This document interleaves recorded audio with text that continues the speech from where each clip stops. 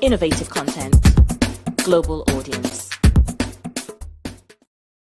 Good morning, viewers. A very warm welcome to you from the world's capital city, London. This is Wake Up Nigeria.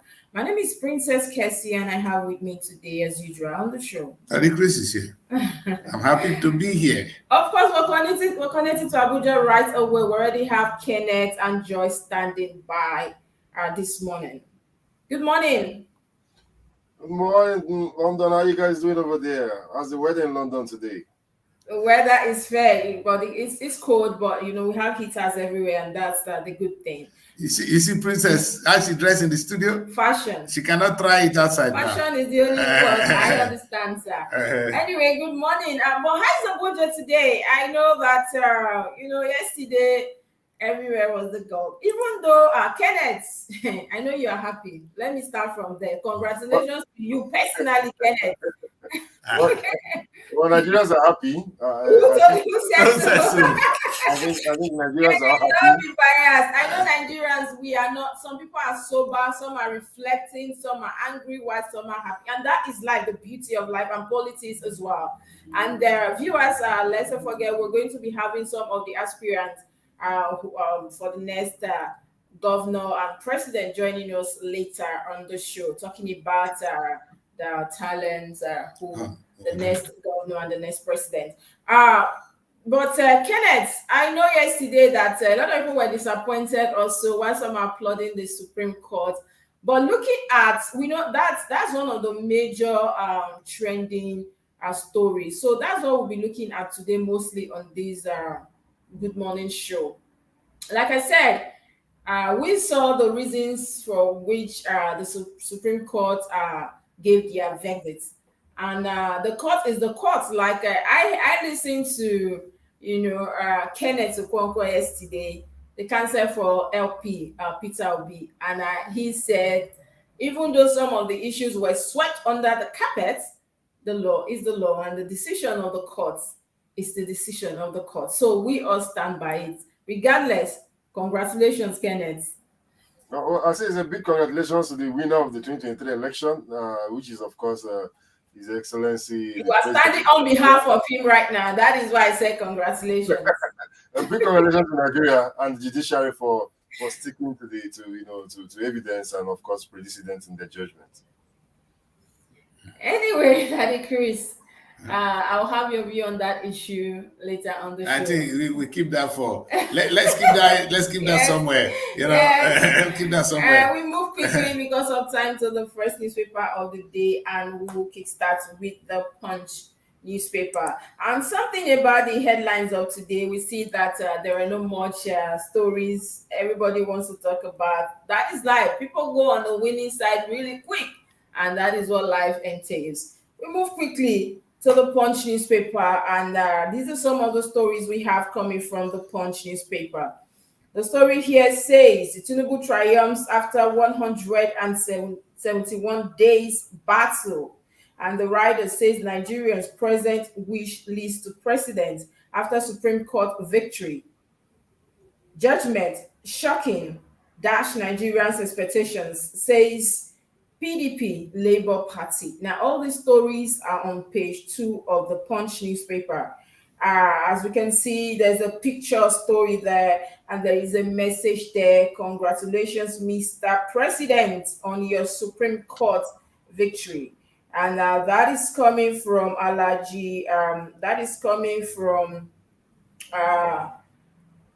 Tompolo. We all know Tompolo now has bought the whole of Punch. Can you imagine? That's the most important thing here. Yes. You understand? So you can see Tompolo down there. Exactly. His picture there as well. Chief Government Ekpoko Polo, alias Tompolo. He is this congratulatory message is actually coming from him, and you can see that covers the whole. And it is quite. I've been in the media for years, and this is quite a lot of money. It's unusual. Yes, this is unusual as well. On a national day, so to say, because today one person just come from nowhere and take the headline of the newspaper, and that is Nigeria for you. Do you know who this man is? Yeah, this is Chief Tompolo, former men agitator over the years. He took amnesty. I think it's expected with the hustling for pipeline contracts between him and, of course, Asari Dokubo. Is now a show of who's trying to show solidarity to the president to get something from him. But I think this also shows the spirit of what APC has always said. The elections are over, the tribunal cases are over, the Supreme Court judgment is over. Every Nigeria should come together. Let's work together. So, well, a big kudos to Popolo for taking a big step in of course, congratulating our president. And, of course, we'll be working with him in many capacities. Kenneth, you guys are joking. You guys are joking. Kenneth, I know that you are applauding Topolo and you're applauding the management of our national dailies as well, that one individual can just come and buy this off on the national daily. Not just an individual, a stakeholder.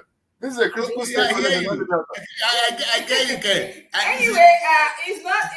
We know that contract has been awarded. Just so you are aware, Kenneth, and so many billions are involved. I think this is a way of appreciating the president as well for giving him that contract of securing the oil wells in Niger Delta. So is this the game? That's the question. It's a game. It has always been a game. Okay, so that's all I care about. It's the game. Hallelujah. It's all about, for me, I don't think it's a game. It's all about structures. It's all about alignments. It's all about relationship. I think this is the big game. There ain't no relationship here. I come from Niger Delta. We have issues at home on this matter already. So let's not bring it. And I don't want to bring my dental in the outside right now. I don't know what the president is doing in the first place, Kenneth. In the first place, how could you give a contract if this is the way you want to thank people that are? In fact, let me say that it's a way of empowering those from the oil producing area, giving a contract of 4 billion. You understand? And you give it to an individual. All right, how is that going to go round? In fact, let me explain. You know why? We are from the South. You guys talk about it's made of two. We are more than two, but let me talk about the three major tribes. We have the Jos, the Rubus, and the Shakiri and Isoko as well. Oh, well, Isoko. Stop. Okay. I'm sorry about that. All right. So what I'd like to say that very rude because sometimes we fight each other. You understand? We don't have difference between Urubu and Shakiri and Isoko. So what I'm trying to say, Ken, we are fifth in population. Fifth. So we are saying if you give this contract to the Jos, what happened to us? You understand? That's a topic for another day. So when you say it's alignment or whatever you're doing with it, the bottom line is a national daily, a respected one, could sell the biggest space because it's sold. Right? This is called advertorial. It should be an advert anyway. It's an advert. Why don't we just say it is an advert? It's an advertorial. On the front page of National Daily, congratulations to Nigeria. On that alone. It's a big congrats to our newspapers. I always start with Punch. But let's know that it's not even. This is not coming from just Punch alone. We're going to be seeing more of this today. Yes, but they wouldn't be putting a picture of. If you notice, I was waiting for a certain paper because I know I've been in the advertorial business as well in Abuja, and I know how much it costs to do this. But I know some papers also who resist to things like this. They'll tell you inside page fine, but front cover they can't give it all. So I was waiting for that particular paper, and funny enough, today was the day they actually came late, and maybe they were also faced with that kind of decision. Yeah. So I even chatted some of the editors this morning, and we could see that it's been hit since yesterday on them. So it's a game of who pays more and who is who in Nigeria to come and showcase themselves and say, of course, everybody wants to be at the good book of the president right now. I bet, people were still hopeful to an extent, even though some people have the opinion that that case is it ought to be dead on arrival. A lot of people were hopeful as well that something might just come out. And like Kenneth Okonkwo said, that some of the issues were actually swept under the carpet, but the law is the law. Anyway, that is all there is to Punch this morning. I don't think we have so much to discuss this morning. But Kenneth, how is the situation? Joy, how is the situation in Abuja today? Are people happy? How's everywhere? Obviously, Kenneth is happy. Yes, that is why we're not asking Kenneth. I'm actually asking Joy. Good morning, listeners. Good morning, viewers. Good morning from here in Abuja. Well, I personally, I wasn't expecting anything new. I wasn't expecting anything contrary to what came out from the courts. And from my own end, at least the people around me, they are like me too. They were not expecting any contrary. This is Nigeria, for God's sake. So I don't know how were we expecting that, okay, they would say we should go back to court, or okay, he's fraudulent, or he wasn't qualified to contest election. What's the other allegation again? And then the issue of the vice president. They had even already handled that case in May. Yes, May 20, is it 26th or so? That case was already handled. So for me personally, I wasn't expecting anything. So I'm just normal. And those around me, at least, that we talked yesterday evening, they were not expecting anything. But Abuja is calm for that. And I know then, yes, online, I saw where some people made some posts. I saw a lot of disappointed people. I saw a lot of people that were not happy. Of course, that is expected, like I said, because we have majority at PDP, majority at LP, Labour Party, and of course APC. So it's expected that you have mixed reactions. And don't forget also that the Supreme Court did say, winning FCT is not mandatory for actually nullifying that election. And as well, bringing new evidence at this level is not a way to go as well. And they know this because I've been bringing lawyers here, and they kept saying that you cannot just opt from nowhere. If you are holding something at the court, you hold something with evidence. That is what they said. You don't wake up and say, okay, this is not holding water, let me look for something else that will be more tangible at the court. So these were some of the issues yesterday. And though a lot of people are disappointed, but that's of course is expected. Well, for me, it's been. I've asked the question: did they win the election? You understand? If you have the good evidence, please bring it out. Or speculation for me is not evidence. If you think the election was rigged, please bring evidence out. You're not fighting. The anointing for me has been fighting the candidate rather than fighting INEC. I think INEC owe Nigeria a lot of explanation. Tinubu won. He played the game well. Like I use the word game. He explained it. But let's say something. Are you guys with me in this? I'm really not sad. I'm really sad that we need a country that can oppose the government, not in a negative way, but keep the government on track. That's what opposition does. And we would be expecting that in the newspapers. You understand? Today, all Nigerian dailies, whether not the brand envelope, not vessel, not giving a paper review. My princess, no. Tell her make it take me out of here. But we expect some newspaper to have the other side of the story on this occasion. You understand? And let it be the headline. So when I see this one saying this, the other one says this. Maybe that might be in their editorial. No, we want to see the headlines on that as well, so that attracts us to say, oh, this is the other side of the story. I'm saying it for the good of democracy. You understand? Because if the House, like if the Senate is all one-sided, the House of Rep is all one-sided, and the President one-sided, it's not good for us. Exactly, it's not good for us because nobody will be telling you, and it's not even good for the government because nobody is there to. And that is why people actually love it. I think the 8th Assembly where we had Saraki, it was always it was fun. You understand? It was fun. Democracy was served because the guy was not ready to take any shit from them. They have to remove him. But that was the first time in Nigerian history that we have a parallel. We have an active, and it's good because the government knows, hey, I ain't gonna go to that Senate if I'm not ready. I have enemies there. That's how it's supposed to be. You should have enemies there to keep you on track for the interest of democracy and for the people and for your own government.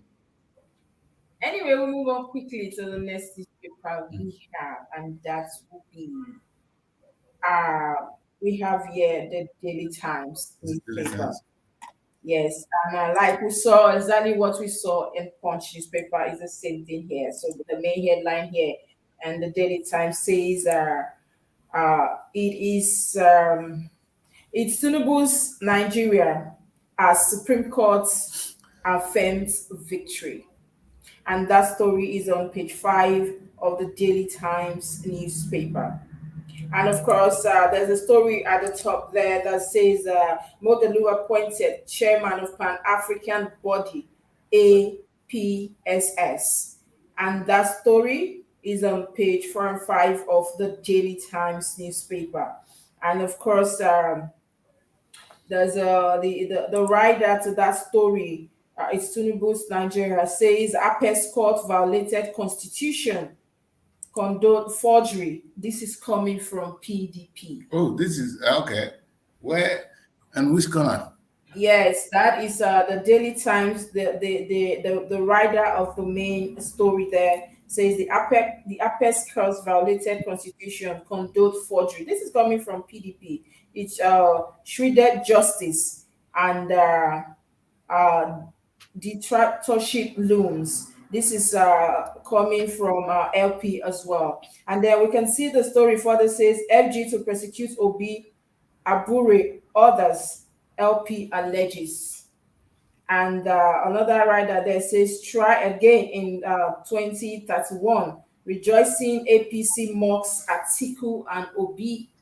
And these are all the stories we have coming from the Daily Times this morning. That is quite interesting. It is interesting, yes. Try again in 20. I'm quite. Not 2027, 2031. Because Tinubu will be there till 2031. Yes. Can I congratulations? And it's quite.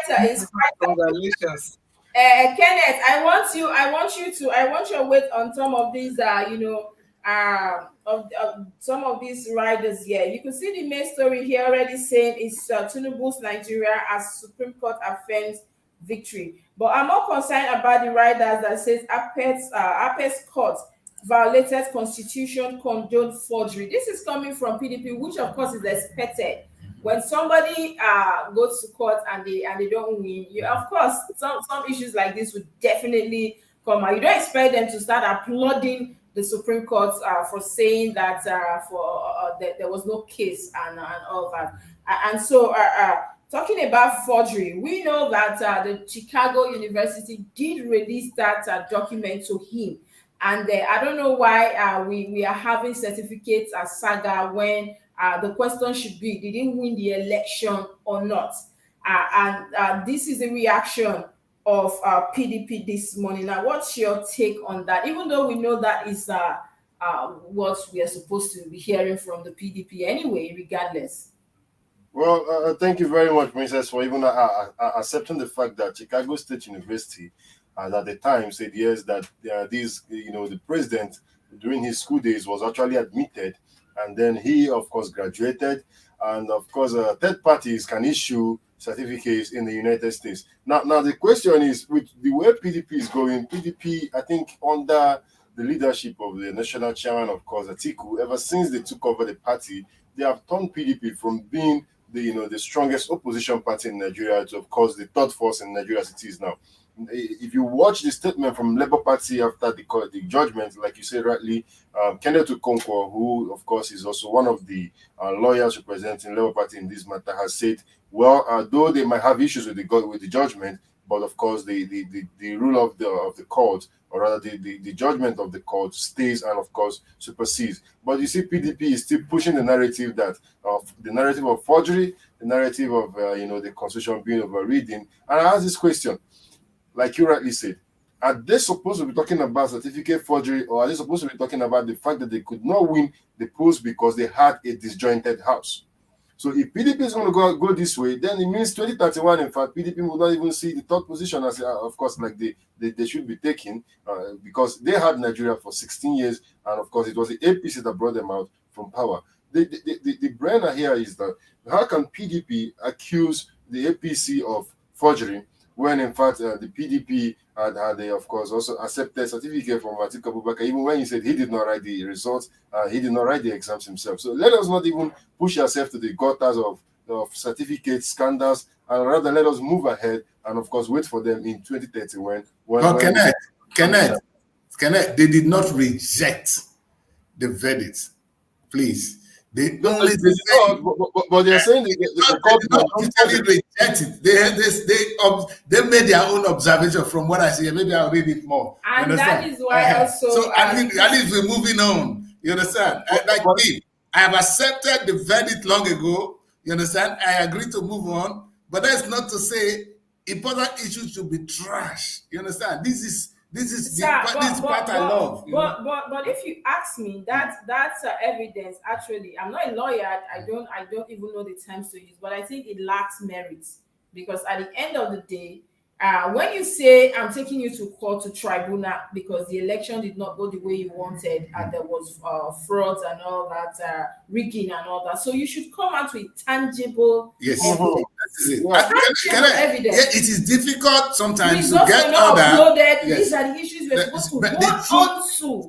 Princess, the truth is, INEC said, I'm not quoting APC and I'm not fighting APC. INEC convinced us, they made us believe that election is going to be transparent, that the result will be transmitted immediately, straight, and we were waiting. Well, Nigeria, we were expecting that until the hackers tried to hack into INEC servers. So definitely they have to go with the in Jesus' name. As we go to bed, don't go there. As prosperity, prosperity will judge us. All right? No. Of course, the server was about to be hacked. We even saw some arrests. We know. I was in Abuja. We saw numbers of press briefing. INEC said they were ready. They had all the hand on deck, the experts, the materials, whatever that was needed for that election. This is something they briefed Nigerians on daily basis. It's hurting me right now. And then you wake up tomorrow and tell us, that I covered the election. That is the good part of it. I was in Abuja all over Kenneth that was day. there. Kenneth was in East, and we were doing that day we connected to Kenneth. Yes. And don't forget that I went to polling units in Abuja as Abuja there. You saw a lot of people were lamenting. The IRAV were not working. Some of them were. It was not working. It was not working. The issue is that's why I increased this. That should be moved from INEC. As far as I'm concerned, we were deceived by INEC because, the amount of money we spent on that election. There's no. In fact, Nigerians should leave Tinubu. People came out to say, the civil society, thank you. Because of this assurance. I personally went out to vote because of this assurance. And then at the end of the day, the system did not work. And you are saying what? It's not a theory. It is the fact. They deceived us. As far as I'm concerned. They're not actually ready, and they were ready. Yes. They know what they did. They played the game. They know what they did. We agree. You won. You played the game. You won. Can you be humble? That is one question. You understand? For those, they say, Okonkwo, if you read, somebody said to Okonkwo, those whose palm kernel were cracked for them by benevolent spirit should not forget to be humble. We know palm kernels were cracked for some benevolent spirits here. Let us not go there. We accept the result of the election for the prosperity and for progress to Nigeria. For Kenneth, this is the fear. And I continue to say that if the leaders do not understand that the power is in the hands of the electorate, they do undo. In fact, it's not even good for the leader, because then he's listening to people rather than he's listening to the few people, the cabal that put him there, rather than listening to us. It is good for everyone. The leader himself, he knows I have the people behind me. Who are you to tell me this is what is good for the country? So he can govern well. It's good for us. So we now say, oh, this one is not good. We better go this way. You understand? It is good for the country. That is only when things can work well. When some few people decide the future of millions, it is happy in the interest. I would even want you to hold that thought, and I'll move to the next paper. There's something I want us to discuss on that paper. Good. Also bordering on what we're just saying now. Exactly. But before we go on that story, let's move forward. Maybe I will come back to Daily Time. There's something I need to ask him, but let's deal on very serious issues this morning. Okay. So we'll move on to Vanguard paper this morning. And now these are some of the stories we have coming from Vanguard this morning. And the main headline here says presidential torso ends. Yes. And the rider says Supreme Court affirms Tinubu's election, dismisses Atiku Obi's appeal. Yes. The rider went further to say INEC substantially complied with the Electoral Act 2022 and Constitution. And another rider says the election cannot be nullified due to unavailability of results on INEC's ERVIEW portal. That is one. And we have further rider here that say failure to secure 25% of votes in FCT Abuja not compulsory. And that is one rider. Another one says petitioners didn't prove allegation of rigging.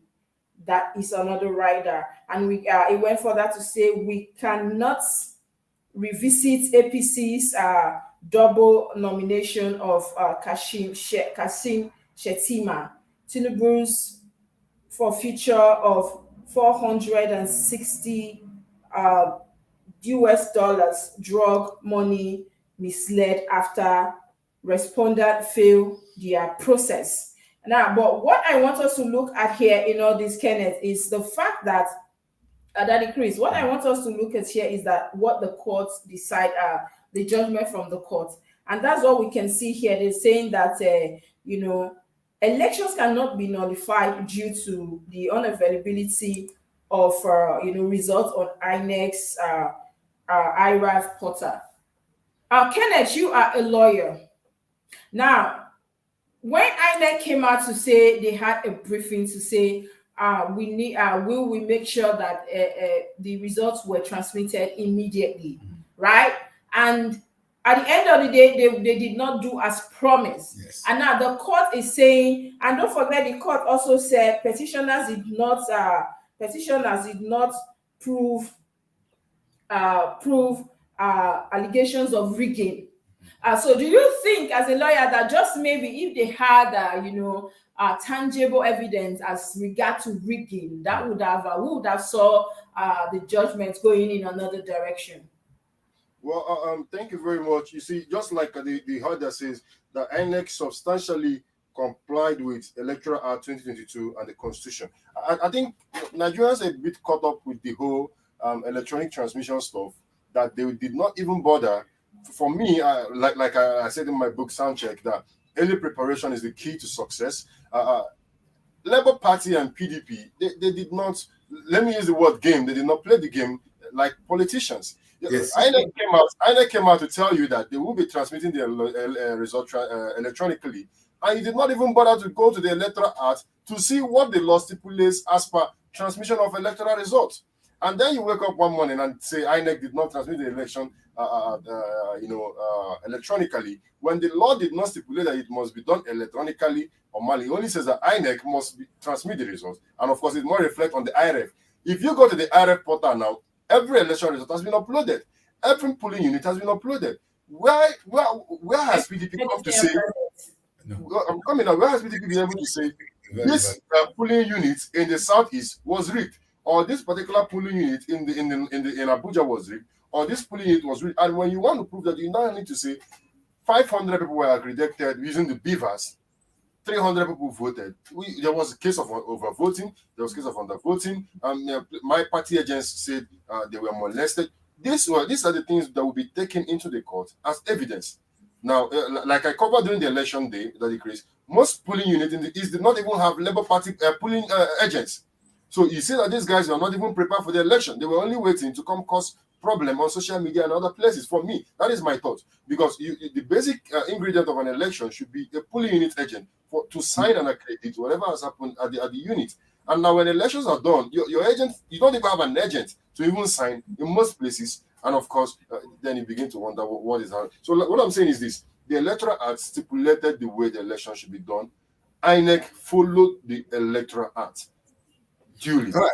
Yes, Ken, I agree with you. To be fair, what we say as a matter of law, you see, there are two issues. As a matter of law, we may not be able to tell you, INEC, you screw us over. But you see, prosperity will judge us. You see, these things we do, It's good for us. Nobody, we don't have the proof that you did what you did, but prosperity will judge everybody on this case because prosperity has been judging. No, no, you know what? You know why this is. Nigeria will not be the way it is. You know why this is important. I am a little bit sad that we're here today glorifying evil. You understand? If INEC, you know, the reason we said they should transmit a result electronically is to avoid changes, manipulations. You understand?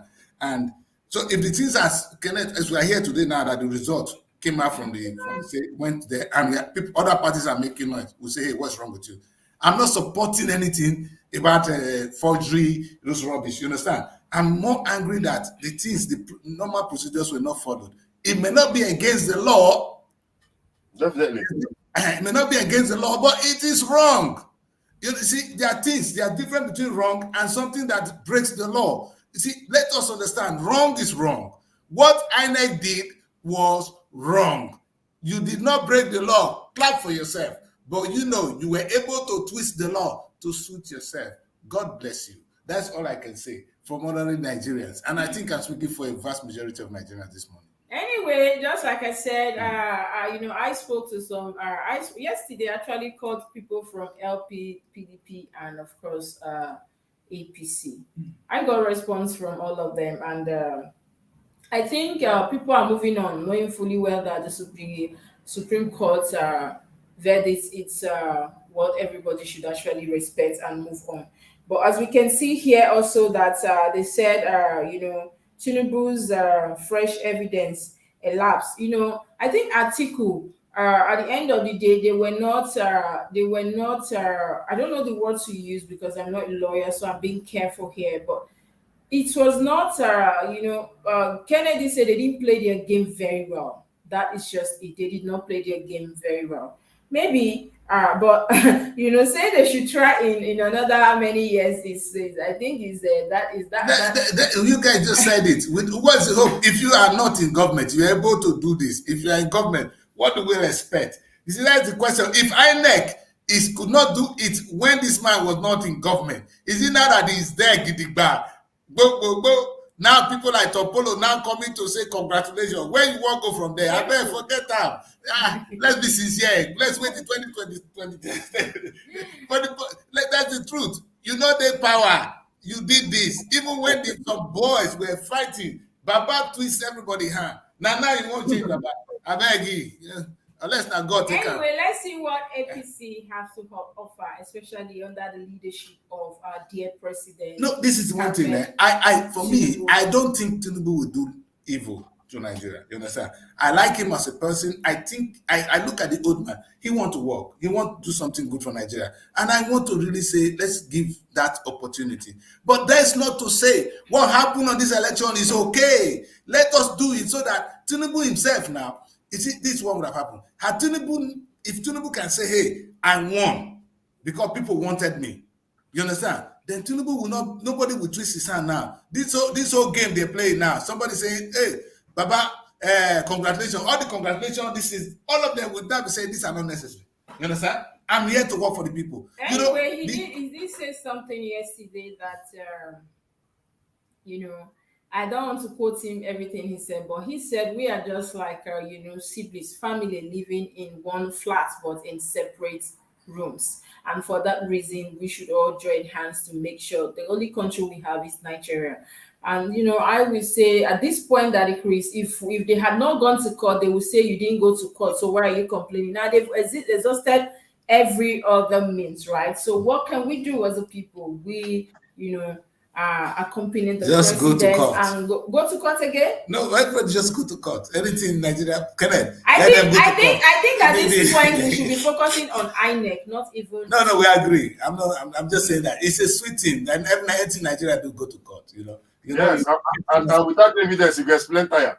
Exactly. That's it. So when they say go to court, they know what it means. And people say don't go US. You see the slave tire, even with that one. So you understand. Anyway, there are other stories here. There's something that actually happened. I wanted us to talk on earlier, and this is going to make maybe our topic of the day, where ritual 400 level Unipro students in police net for killing ex-lover. And that story is on page 7 of the Vanguard newspaper. I did see that image yesterday. For some time, I was not okay. I regretted why actually I viewed that image. I was even the video as well. I was not really okay. You could see the whole body parts and all that. And then there is a story here as well that says Revs probe hike in fares, poor service delivery in aviation sector. And that story is on page 9 of the Vanguard newspaper. As well, we have another story here saying individualism, greed, ethnic sentiments, others hampering Nigerian progress. And that is coming from Amechi, the ex-minister and governor as well, on page 8 of the Vanguard newspaper. He was a presidential aspirant. Yes, he was as well. And then there's a story here as well that says collective investment schemes rise 37.6% to 2 trillion naira, on page 19 of the Vanguard newspaper. As well, we'll have a story here that says court orders FG Southeast governors to pay 8 billion, apologize to Nnamdi Kanu. That story is on page 11 of the Vanguard newspaper. As well as a story here that says fear of epidemic looms in police cell as court rejects remand of suspect in Lagos. And that story is on page 6 of the Vanguard newspaper.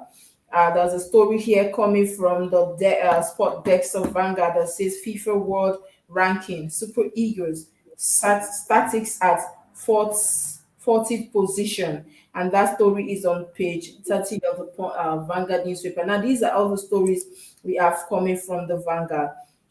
Before I go move forward, what's your take, Kenneth? Look at this story here that says court orders MG Southeast governors to pay 8 billion apology to Nnamdi Kanu, on page 11.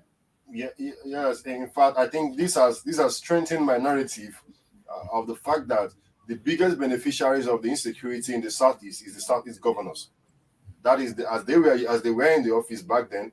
These are the guys that asked the federal government to prescribe IPOP. You know, we've come to a stage where we say Buhari did this and Buhari did that. But when the chief security officers, as enshrined by the constitution of the state, send a report to the federal government that, see, this guy is troublesome, this guy is going to cause war, this guy is fermenting, insurrection within the Southeast, we want to proscribe his organization. And then you understand the position of the federal government during the Buhari's regime, because of course the governors had already said we are not part of him, we don't know what he's doing, maybe he's trying to cause problem in the Southeast. And like I've always said, the people that benefited the most from the insecurity in the Southeast was the Southeast governors that were in the 8 years that Nnamdi Kanu and of course IPOP was having everything, because these guys, they use this security to actually rig elections. Even like as we're going to have elections in Imo State now, if you notice a trend, you see that insecurity, of course, has already come back again to Imo State, and this will only help those in seats. I am of the APC, and of course in Imo State we also have an APC governor, but I believe in free and fair election, and I'm saying this because the only person that will benefit if the insecurity persists in Imo State is the governor that is on seats.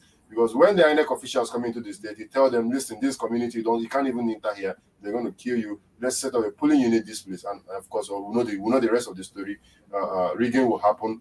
Low turnout of voters. People will not even want to vote. No, the court saying pay 8 billion naira to Nnamdi Kanu has, in fact, over time and again, this man has won the federal government in every case they have ever instituted against him.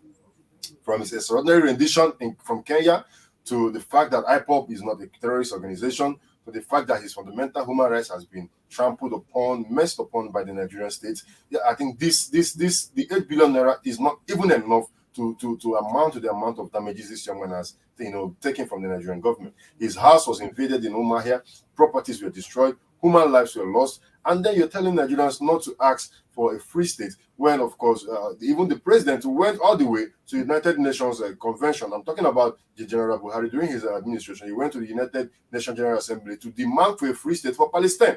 And then you come back to Nigeria and then you see the same people that want to have their own free state and you're telling them that what they're doing is illegal and you want to invade them and you want to kill them. But what we're seeing today from the judgment of the court yesterday is that even the Southeast governors were complicit in the whole problem.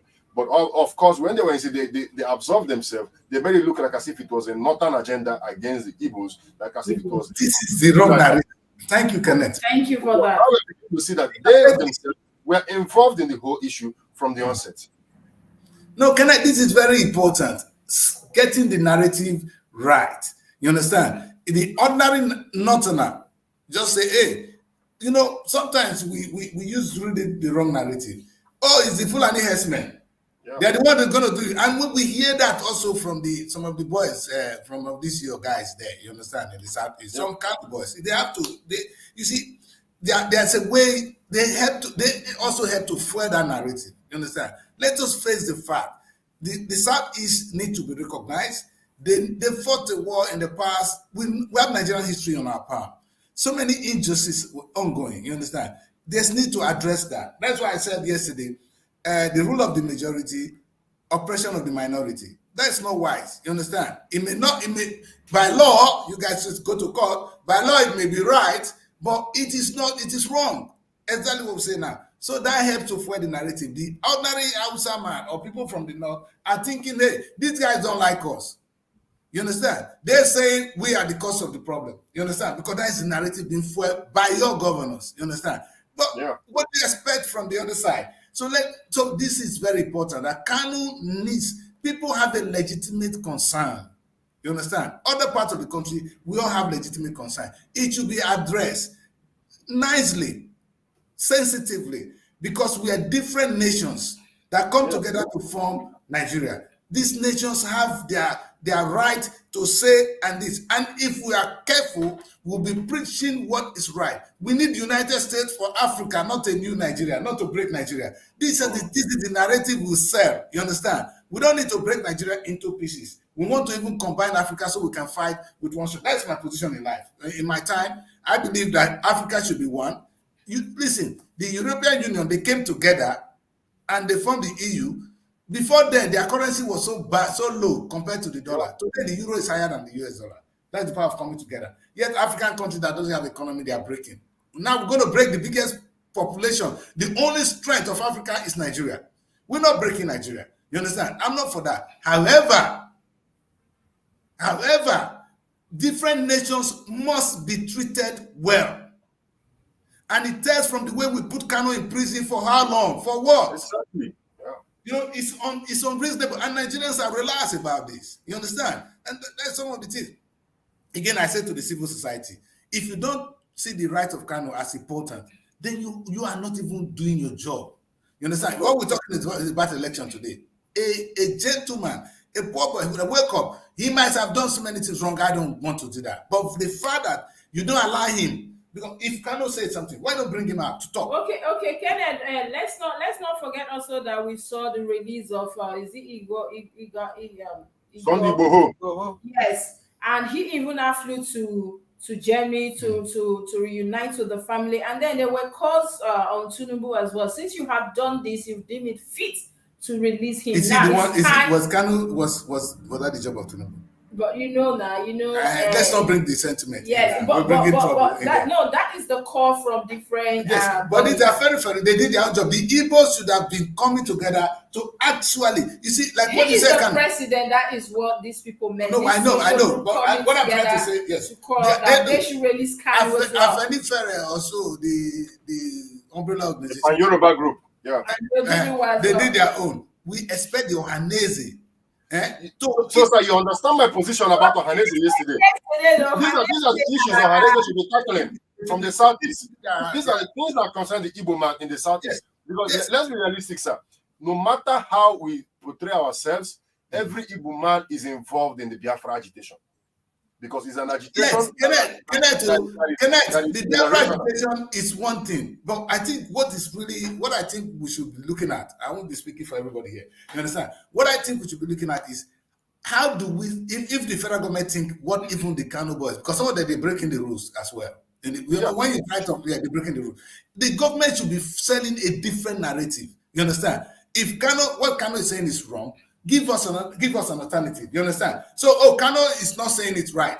This is the right way to go. But by the time you say, all the things they are doing is wrong, whatever you are actually fueling it. What they've done now, you're helping Kanu to recruit more people. I mean, I don't know. You understand? Because you are, there's clear injustice. Example is the elections we saw now. You understand? If we say, oh, listen, Kenneth, the fact is what Peter did as a candidate, not as an able man, appeals to Nigerians. Many of us, the elites. If the elites were the people that voted, Peter would have won this election without moving. But there's tribalism everywhere. He must have won the East. You understand? But don't forget also that PDP had a strong foot, and even APC as well. So I think just as Peter had a lot of supporters. That was the same for APC and PDP. No, but sorry. What I'm just trying to say is that if there's some, you see, there are some particular demographic that went for Peter. You understand? And those are the people you could talk to on the normal level. Let's be sincere. You understand? But those who are strong party minded, they know they're going to benefit if their party wins. They will remain wherever they are. But in terms of the country, I'm speaking for myself and for some of us. You understand? We were saying, hey, change is necessary. You understand? Anyway, that's not the issue. What I'm trying to say is that I was thinking that if Nigerians really want to defeat Kanu, would have given power to Peter. You understand? Say, okay, Kanu, what you're saying, your brother is not president. Reconcile. You understand? That is how you defeat this. If you say you've been sidelined, if you say you were not sidelining the Southeast, give them presidency. You understand? Let it be something. You understand? That was my position. Had Peter won this election, and where will Kanu be? Will he be fighting Peter and say we want to break out of Nigeria when your brother is president? Sometimes you say you are part of us. This is power with you. Do you understand? If you continue to tell me because I'm not majority, I will never be in power, then why do I belong to such a country? Where's my future? Where's the future of my children? Agitation will continue. It will continue. You understand?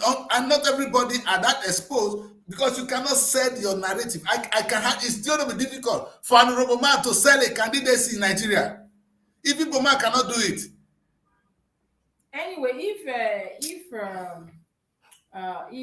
Peter had won, I think that's my opinion. I don't know, but I think that would have died down some of the agitation. In fact, in the Southeast, is that not worth it? Peter would have walked. The agitation would have gone down. You understand? And that part of the country will be resolved. And I thought it would. Anyway, that is me talking. Well, what I'm trying to say is that I believe in Africa. The Yorubas can decide to start agitating. Did you hear me? I said maybe another section of the country may decide to start agitating. And they will keep agitating until that person complete their tenures and leave. That is what we keep seeing. But what will happen is that section of the South which is a major issue. Don't forget the Biafra is still there, whether you like it or not. It's deep in their heart, you understand? And we know what went wrong. Be fair. After the war, 20 naira was what was given to every Igbo man. Of course. It's highest level of injustice still tomorrow. You understand? We're not going to go back to that. But there's a way you address a particular set of people, they feel part of you. If you treat somebody like in a way, they will feel, what do I have here? You understand? This country belongs to you anyway. Am I a part of it? Anyway, let's move on. We have so many other stories. Yes. And I was going to ask Kenneth, how optimistic are you that these president and these governors we adhere to the rule of the law or the decision of the order of the courts?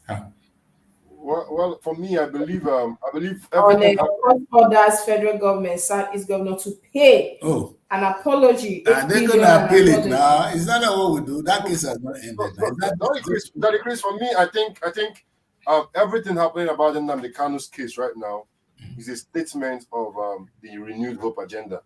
Let us be fair to Bola Ahmed Tinubu. He is a man that believes in building bridges more than burning bridges. He is not of the Buhari's, caliber, the generalistic mindset, the military rigid mindset. Everything happening about Nnamdi Kanu's case now shows that the president is intervening. But of course, just like Sunday Igboho was released and then had to go to Germany, I am of the opinion that the only reason Nnamdi Kanu is still in detention, or my personal opinion though, is probably to fulfill some conditions that would perfect his release. Probably the federal government might not want him to be in the country if he is released to avoid, the agitations to keep building.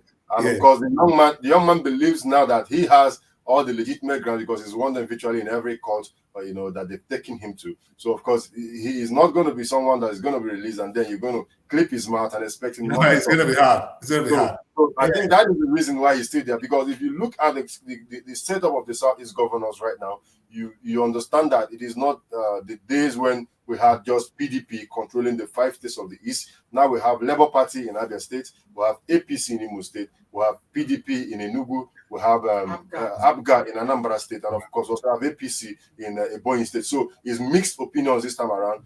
Not the time when all of them came together and wrote a memo to, of course, prescribe IPOB and chase Nnamdi Kanu and invade his house. We're not going to see such again, because even in his own states now, it's controlled by the Peter Obi's party, like you rightly said, the Labour Party. So these are people that would naturally want to fight for him. We've seen the case of the Southeast Security Summit, where about 3 of the governors spoke in clear terms that if they want to stop the insecurity in the South, is that the first thing should be to release Nnamdi Kanu. That once he is out of detention, that they are optimistic that everything about insecurity will be stopped, so that they can even know who is fomenting the insecurity and go after them. In the sense that nobody will come back and say the reason we are causing the sit at home in the East that would normally have on Mondays in the South is lockdown. Nobody goes out. This is in solidarity of Nnamdi Kanu. I can assure you that no governor in the East will even die now, and the Southeast will go on lockdown a day for him. But this young man, every day people are locking up their stores. Is it still operational, Ken? Yeah, very, very operational. Yes, very. Can you imagine? Can you imagine? How can you stop such a thing? How can you neglect such a just like you rightly said, this shows you how people support the man. But me personally, I'm not of the opinion of disintegration of Nigeria. I'm even Pan-African in the view, just like Daddy Chris rightly said. What we should be having, even when we met Malam Adamu Garba of the APC sometime 2 years ago, we all came to this conclusion that Nigeria is too big to answer Nigeria. We should be having a United States of Nigeria. Who says there cannot be a Biafra Republic in Nigeria? Who says there cannot be an Oduduwa Republic in Nigeria? Who says there cannot be an Arewa Republic in Nigeria? Who says the Niger Delta cannot form their own republic in Nigeria? Bless you, Ken. In fact, Togo will be a state in Africa. It will change the name. You understand? People feel secure. People feel they belong. In fact, if you're talking about state security, the moment you have states being able to operate their own police, there are narratives you cannot push again. If every policeman in the East is an Easterner, there is no way you can tell him that the Fulani man is going to invade his community in the night and kill him. Exactly. But because we are allowing a lot of sentiments to creep into the way we run this country, the people that benefit the most, I say it in clear terms, the people benefiting the most in insecurity in the Southeast are the governors who are seeking re-election as it is now. Because it's the only way they can win the election, because when you allow the people to vote, just like you saw in Abia State, people will vote and defend their vote and make sure that the person they want to win will win. That is the position of the Igbos. If the Igbos want to select a leader, I can assure you nobody's going to step in their way, because you can't even bribe us with 5,000 naira for vote. You can't give us 2,000 naira for vote. So the only people benefiting in this insecurity are those in power right now in the Southeast. So for me, I think Nnamdi Kanu definitely is going to come out. We don't have one voice speaking again for the East. We have mixed voices, but of course, I expect Ohanes and Igbo to wake up to their responsibility and stop asking for ministers from the federal level and go into the work needed for them to do at the state level. That is a good one. So we move on quickly to Daily Trust newspaper. And the main headline here says Supreme Court upholds Tinubu's election, dismisses Atiku Obi's appeal. The writer says, let's build Nigeria together. This is coming from our dear president. Judgment disappointing. This is coming from PDP. Right. As well, we are shocked, but we move on. This is coming from LP. And wait until 2031. APC tells Atiku Obi verdict a welcome relief. And this is coming from Buhari as well. These are all the stories we have, and you can see also Tompolo buying of Daily Trust as well. A congratulatory message there to the dear president, and of course this picture right there as well. And so the main headline is just the main story that is coming from the the newspaper here. That occurs, you can see that let's build Nigerians together. This is coming from the president, and I think at this point, what can we do or what should be done? let's build Nigeria together. Let's see what the future brings. Yeah, like to be honest, Princess, like I said, I believe in President Tinubu and what his intention may be right. What I always say is he has won the election. He has our support now. We should think of how to build Nigeria together. It's the only way to go, really. And Nigeria is the only country we have, like he rightly said.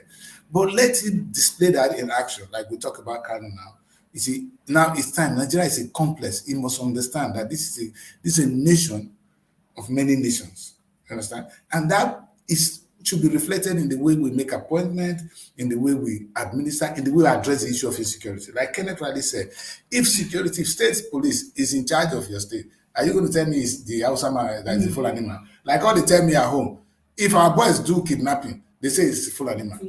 How can the full animal know the rich men in your community? So these all things, you understand? And so access them at that particular time exactly. without knowing what they will meet on the way.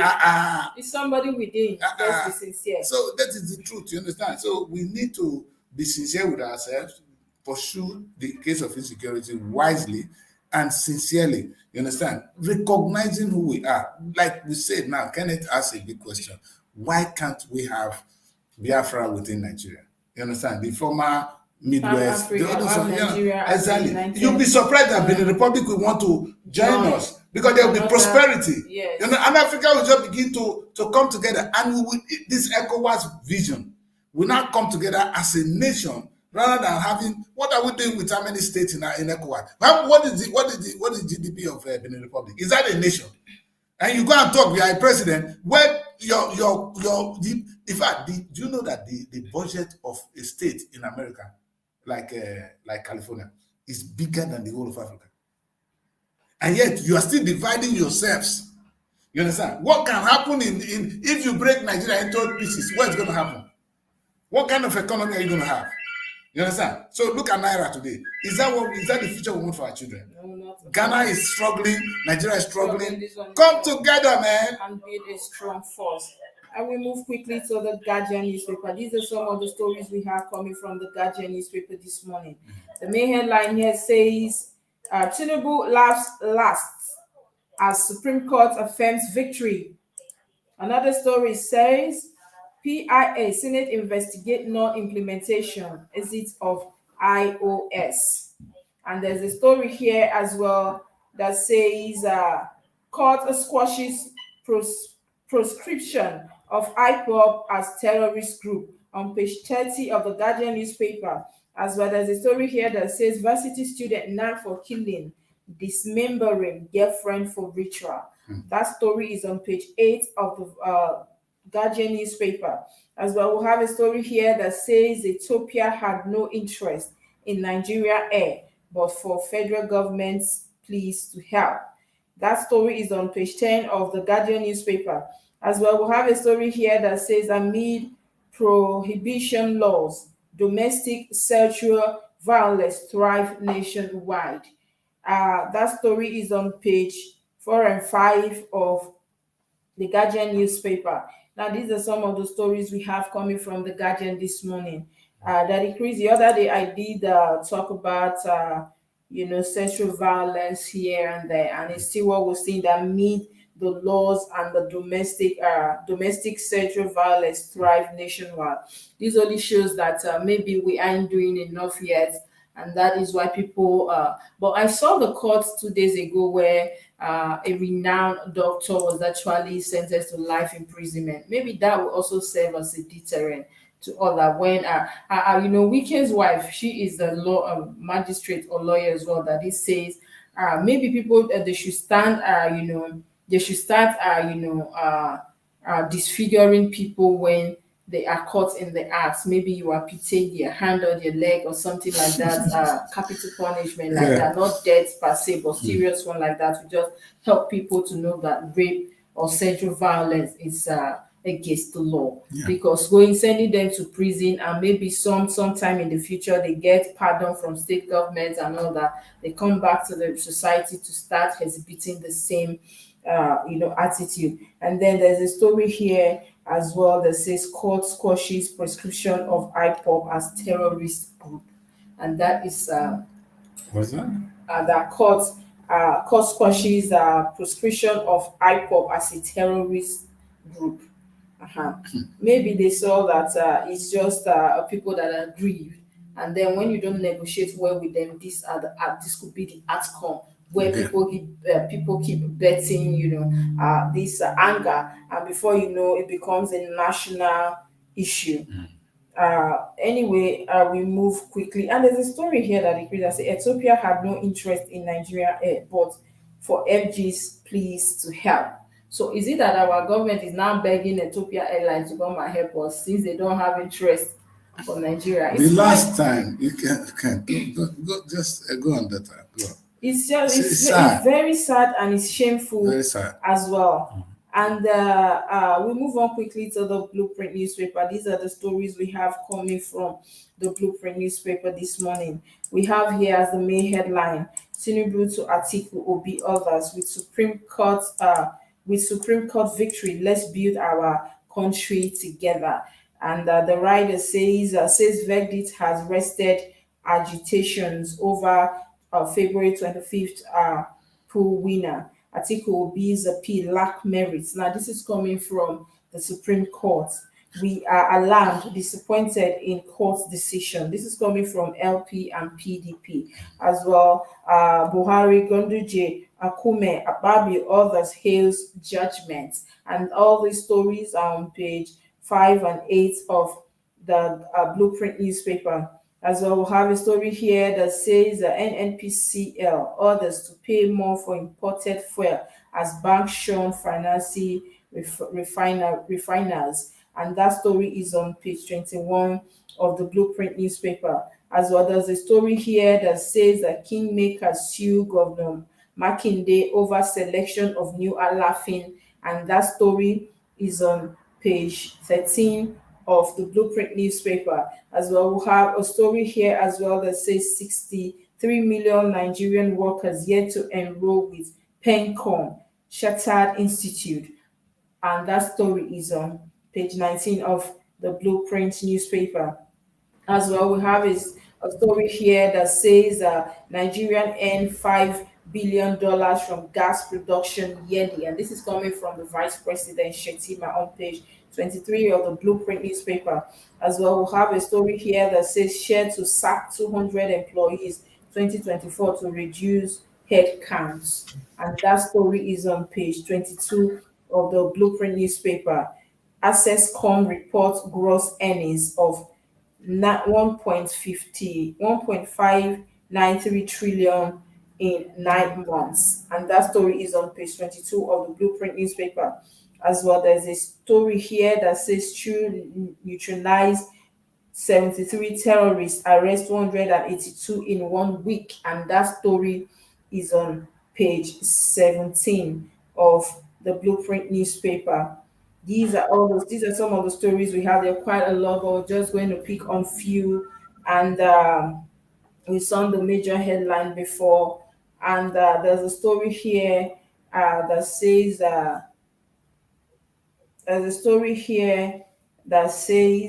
troop neutralize for 73 terrorists, arrest 182 in 1 week. That means that security actually doing well. Yes, and we should actually applaud them for that. That is not an easy job as well. And then there's this story here that says Nigeria earns $5 billion from gas production yearly. This is coming from Shetima.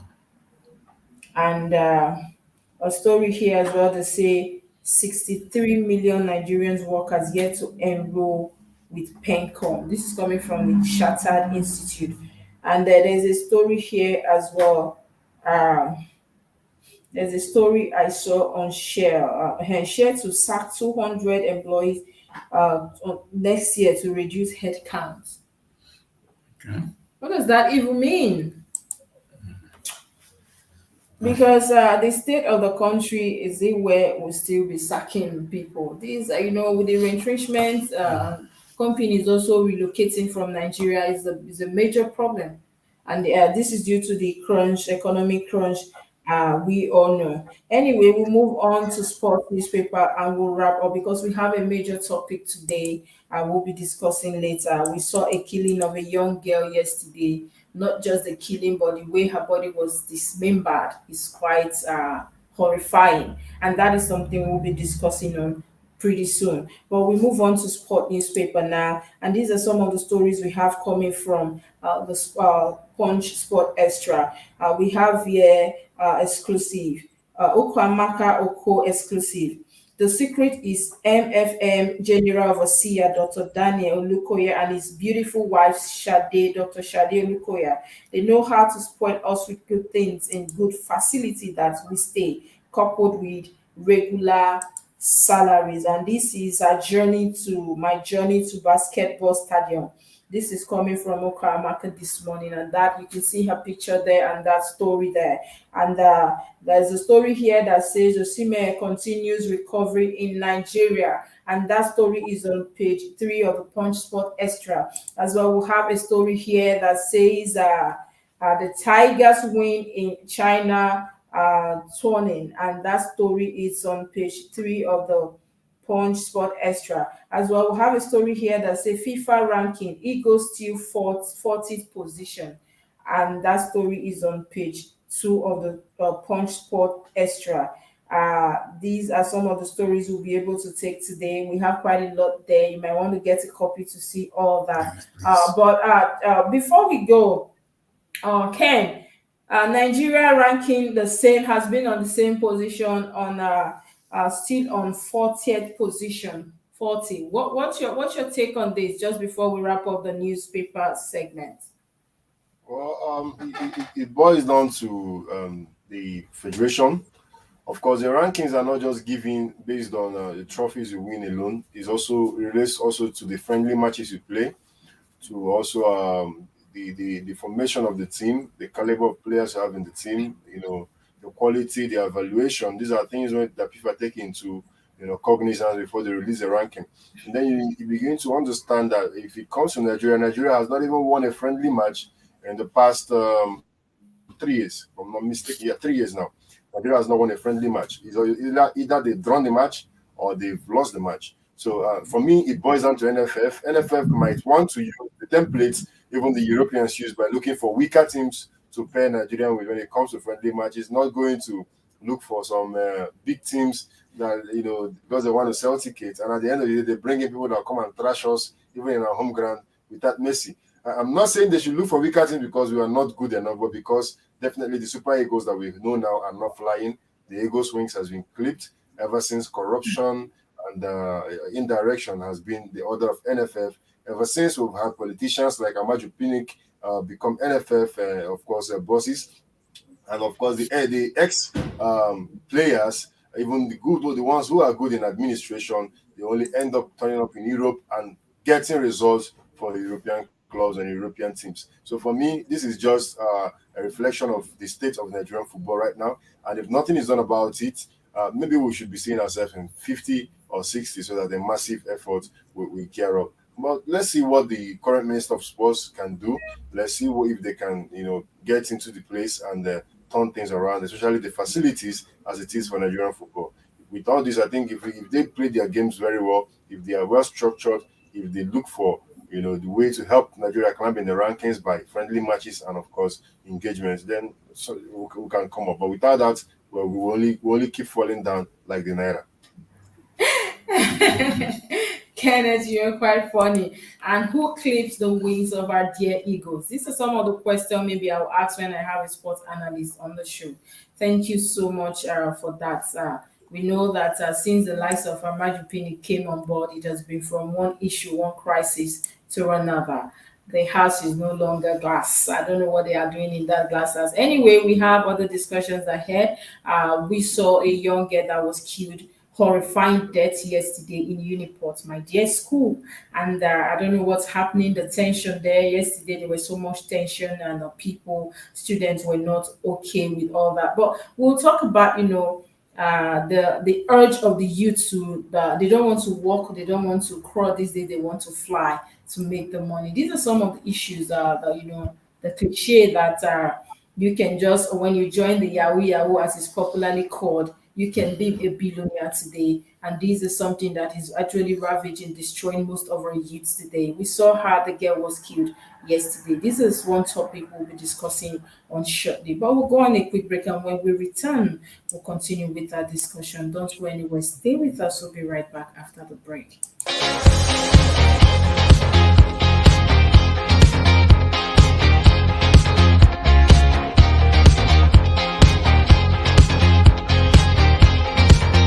Are you a filmmaker in Abuja and its environ? Do you need a place for your music video, or you need a venue for your conference and even an editing suite for your post-production? Look no further. Our beautiful turret in Lokugoma has it all. We have a whole floor that consists of 3-angle lounge, a beautiful dining area, a large kitchen, a conference area that can comfortably accommodate 60 persons, and 5-bedroom adaptable for all kind of shoots. The good news is all is available at affordable price. And you know what? If you are a member of the Association of Movie Producers of Nigeria, you have 20% discount. So what are you waiting for? Hurry and contact us on the numbers on your screen now.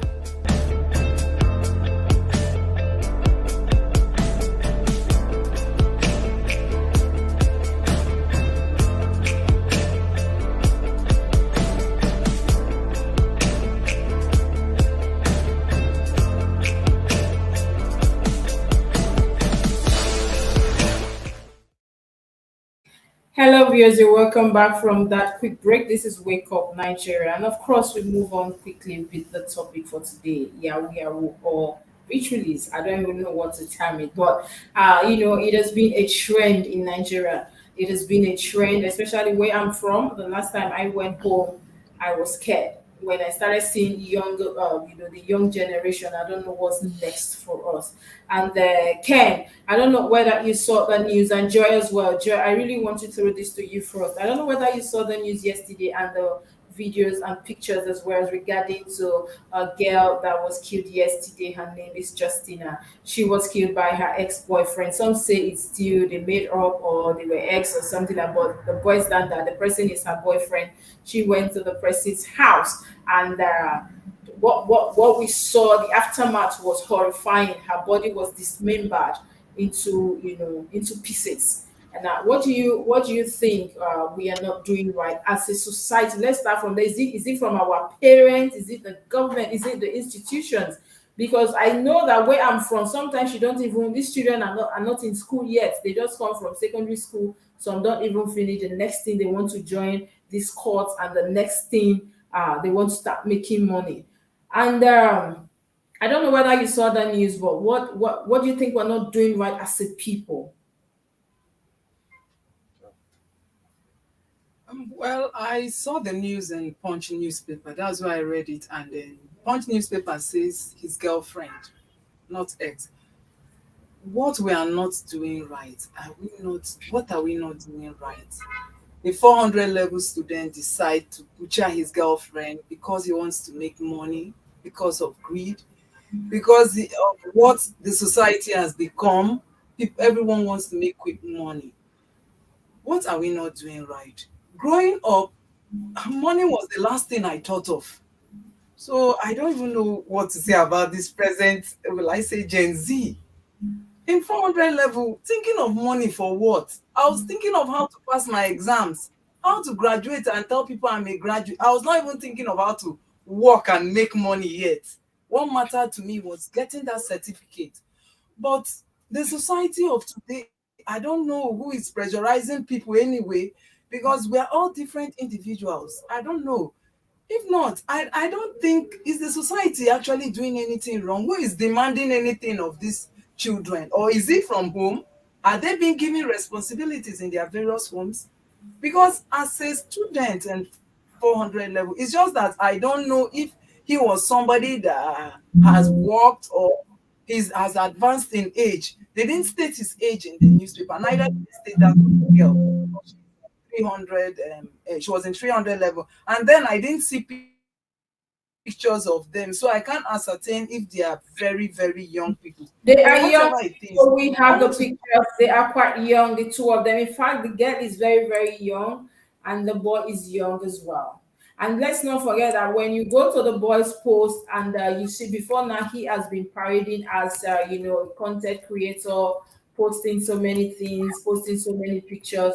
And we now saw that behind closed doors is another ball game entirely. Okay. Oh, well, a young person, then, today's society, they want to make money. They see people have made it. Of course, some of their mates have actually done well. But contentment, I think from the home, we should be taught contentment. Be grateful for what you have. When is your time? You will get there. You don't need to rush. Of course, it happens very fast for some people. For some, it takes time, but we all have different stories. And at the end of the day, is who laughs last that laughs best. So, if only we can be patient. You want to make money by all means. A lot of young people are into Yahoo, into drugs, and everything. It's getting worse. And all at the end of the day is quick money. If only we can be patient and be contented with what we have and work hard. Okay, he's a content creator. That's what we know him as. At the end of the day, if he had succeeded in whatever ritual, and let's say that ritual actually gave him the money, tomorrow others will say, this person is doing content creation and look at the kind of money, he's a millionaire. Not knowing that he used someone's organ to get that money. So, well, for my own advice is for this generation is we should be careful. We should be patient. We should work hard. We should be content with what we have. No matter how long it takes, you will definitely get there. Content creation is giving people a lot of money. It's a matter of time you'll be noticed. Well, for me, sorry, I'm cutting you in now. But for me, I think. I need your opinion on this because people are not blaming the other gender, saying that they think all the glitter is gold, and we are not careful enough because we saw there's actually an hashtag already. Justice for Justina, but a lot of people have the opinion that that would not be necessary because that was a decision. There is no how she would not have known that this boyfriend is a ritual. Before Kenneth says anything, I'm a woman. Are they saying people should not go into relationship? You shouldn't have friends? That is not what they said. If you follow the trend carefully since yesterday, you see young people reacting that how come she was not aware that this boyfriend is a ritualist. And so some people have the opinion that there will be no need for hashtag justice for Justina because that was her, her decision to follow. The most time, the younger generation, they tend to feel that everything that glitters is gold, while others feel that she is a young girl and she deserves justice. So there must be hashtag justice for Justina. So this is the topic and debate today. Well, Princess Eva, thank you for bringing this to limelight. I think this story is just a reflection of how lost the Nigerian society is. Permit me to use the word. We only spend time talking about elections and politics and governance, and nobody wants to talk about the mindset of the average Nigerian man. This problem we're facing now that could have led to the killing of this girl is, for me, multifaceted in the sense that we have churches that preach prosperity. They don't preach that you need to, be contented. We have churches that ask members to bring money to the church, not even asking you the source of the money. We have families where fathers have relegated their duties to their children, maybe because, of course, the society is quite difficult now. But then ask yourself, when I was growing up, in fact, I never knew what it meant to give my mother money, probably until I finished school. I can't even remember her calling me for money. But currently, we have young people who are the ones supporting their family. We have, of course, peer pressure from young people also who have, made so much money. And then we have the influence of who are the supposed social media mentors. I'm talking about those you see that spray money in bundles on social media. And nobody wants to talk about a social media bill that actually prohibits the spraying of money and throwing about of money, which, of course, is a criminal act according to the currency laws that says that you facing the naira, throwing the naira is a crime. the police enforce that or arrest anybody. And now we're seeing the negative effect of such in the mind of the young people. Now we're seeing, of course, in fact, for me, I think, like Fela would say, Abada don't open, and of course, the Nyash is now showing that most of the people you could see that call themselves content creators in the contemporary Nigerian society are internet fraudsters, Kenneth, harvesters. Kenneth, hold that thought. Now, this is the young man that this is the body parts there, and but first, this is the young man that actually killed the girlfriend, dismembered her body as well. And now let's go to the girl. This is the girl, a beautiful girl like this, but all we have of her today is the remains now in this polythene bag. Sad. Well, it's sad, but I think we are not asking the right questions. I think the question should be, is there anything like a blood money ritual? These are wrong narratives. I'm from the East, I'm an Igbo man, and I can tell you that is not sacrifice you will give it to a human being to make money. This is just a case of organ harvesters that has infested a large part of Southeast. Nobody's saying the real things now. For me, I think this young man was out to harvest body parts, probably the kidneys, the livers, for whatever purpose that we see a lot of people coming to Nigeria to ship body parts out of Nigeria. One of the young people who you see that tell that they go to do money rituals have come in contact or have conversation with a little bit of the people on the other side. What these guys do is that they go sell their kidney for 80 million naira, 70 million naira. We have cases of such even in Abuja. There are people that even swindle to release their kidney, the money will be transferred to their account and they don't get the money. Now, when they come back, they tell you they've done money ritual. Who does money ritual? Is the native doctor going to do the money ritual for you? Why is he not living in a duplex? Why is he not the richest man in Nigeria as it is now?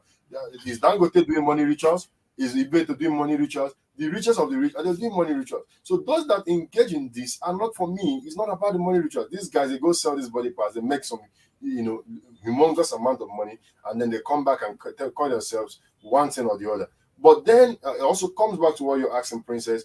Is this how we go about it in Nigeria? Somebody is dead. A life is lost. It cannot be replaced. This human life is sacrosanct. And what someone will come online to say is that the girl deserves to die because she is following a young man that is having a little money. And I ask, is true love based on poverty? Is it only when a man is poor that you say that he's real, that he's loving you, that he's good to love? Maybe damage is being done by the Nollywood movies. Maybe the Indian movies that are circulated in Nigeria has passed the wrong message that the only people that can actually are poor people. And I don't like that.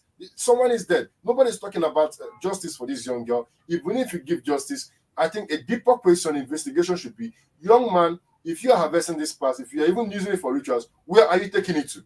Who is buying this from you? Who is preparing these rituals for you? A broader investigation should be open, not just about victimizing or bringing out this young man to say that you are the one killing this girl or whatever. People should ask questions. Who are the masterminds behind this act? I want to see the police step up and do their job, not running around in the media and showing us body parts. Even the social media laws in Nigeria. Can you imagine someone bringing human parts to show to the average Nigerian? I saw this and I lost myself for some minutes, imagining human being body parts disassembled, showing everywhere online. Things are dropping online. In the UK, you don't see things like this. There was a terror attack in the US and 16 people were killed, and I virtually went through the internet on the Guardian and most of US newspaper. I did not even see a body of a dead US citizen. And then things are going around on social media, and the parents of this girl will see this thing. The family will see this thing. You are causing psychological trauma to the family on the long run. So for me, in fact, the problem is big. It's big enough that Nigerian society needs to step up and start asking questions on how to solve these issues. Thank you, Ken. I think we're getting one part of it. We're removing. In fact, that is the core. Let's talk about societal values. All right, societal values. There's a peer pressure, Ken. You understand?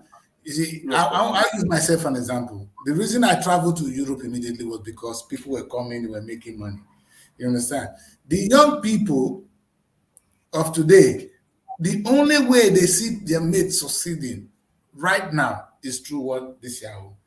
We can continue to preach the gospel as much as we want until we show a different example. This will remain a self-fulfilling prophecy, unfortunately. Let's be clear, Ken. Politicians, if you see, everybody today in Nigeria are interested in what? politics. Because if you become a politician today, your life is transformed. Because that's the only way you become. From you just get a car, hey, you don't arrive. Kenneth, is that how you move in a society? From nobody to somebody, just because you win an election. And until that change, all our people will talk about one thing: politics. We should be addressing that the same way we address this Yahoo issue. Our values has changed. I don't know how we're gonna turn that narrative around, because if I tell a young man, oh, this you are doing is wrong, they'll be laughing at you. You know, if these guys have a different mindset, you understand? You see, but if we can show that society value things better than that, you see, if I tell a young man, what are you going to do with government? This government and this, they tell you, what are you talking? If I become PA now, if I become an SSA, listen, I'm gonna arrive. You understand? And that becomes the order of the day. We have a deep issue, deep one. And connect that another part of it which I love. I'm happy you're the only one that talks like me here now. Right now. Nigerians believe every rubbish. You understand? In Jesus' name is all I get to. By the time you tell me, if you throw your hand, people are going to follow the other side of the river, you should be arrested. You see, Nigerian government did well. Make sure pastors are no more allowed to preach their bloody miracle on television. Do you understand that? It got to a point we stop it. Because it was a scam. Today, if you tell Nigerians, if the only thing we believe is it dey happen. If I talk now, the princess will attack me. Hey, if you say, did you know they keep person now did you kill him? You know, I said, I like it if I dey smoke cigar and I have cough. Please, na cigar cause am, not be my grandmama. You understand? Sometimes we don't ask the cause of our health problem. Is somebody that caused it. That's only what you see now. Somebody to believe that if you bring body parts, it will turn to money. Body parts can only be used to, like you said, harvesting organs. You understand? It's reason to kill people because they're doing it. Even in Poland, there was a time, ambulance, and that you call to come and take your people. In Poland, they were taking the body parts, killing the people. Ambulance, because they needed body parts. Yeah. So let us understand that, you see, the thing we call miracle in Nigeria is actually magic. You turn something that is a magic and you say it's a miracle. God is not a magician. God performs miracles. And miracles are knowledge we do not know. You see, things we call miracle in those days are no more have been proven to us as science. In those days, when the white people came, and we see ourselves in the mirror, we were running. Hey, that was a miracle. Today, mirror and miracle. You see, so exactly, you see that what you don't know becomes a miracle, and God has made us in His image and likeness. Every day He begins to reveal new knowledge to us. You understand? So God has never hidden anything from us. We call it miracle. It's okay, but by the time Nigeria continue to believe that if I touch you, you go fall, or if you do this, money will fall from the other side. This whole thing, this body killing, this body ritual will continue. We'll continue. So kidnap people. Some of the Yahoo boys, they kidnap people, they pay ransom on kidnap, and they come out arrive. What they're doing is Yahoo. Somebody just pay. Come on. Maybe we need to even ask these young people. You know, they don't talk to me. I want to know how they're doing it. You understand? I want to know how they're doing it. You know, if I go into that argument with you and Kenneth, apparently we're not going to close this show for today. I agree. And so I only say my mind. So I'm going to be quiet. The sleeping dog lies, because I don't know how you and Kenneth from Africa call Nigerians believe that there is nothing as such as rituals and have an organ harvesting. We all know this is something I have seen with my eyes. I saw somebody that somebody can be turned to. No, I saw somebody that was actually having, I think, a mental. He was actually running mad, and at some point they had to take him to psychiatric. They had to start treating him. He was even telling the mother, "You are the cause of my problem. Why did you bring me here?" And prior to that time, he has been, acting, following people. We know them. I know some of these people where I'm from. that know that they are into rituals, because you can't just see a boy of today, a child of today, maybe 14, 17, 18 years. You know them in secondary school, and the next thing they are driving a Benz. I sell cars, and I know how much it's for cars. And then the next thing they will tell you, I bought this car yesterday, and they're building a big mansion. Where did the money come from? It's not organ harvesting, it's killing. Rituals. No, Princess, wait, on the national television. So you believe that human being can just be made into money? Hallelujah. I have a problem. We have a problem. We have a problem. Now. If this young woman believe we have a problem, I will argue more. Just like I said,